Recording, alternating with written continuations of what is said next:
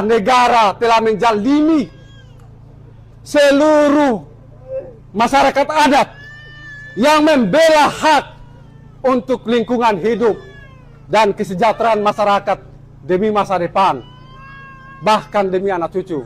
Dan kami heran, saya akan tertawa dengan putusan ini. Saya tertawa, saya bingung.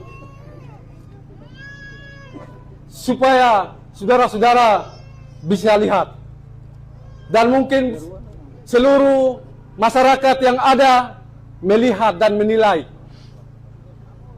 bahwa kami disalahkan, padahal pemerintah sendiri yang menyuruh perusahaan. Menyuruh kerusakan ini adalah pemerintah, bukan masyarakat. Oh,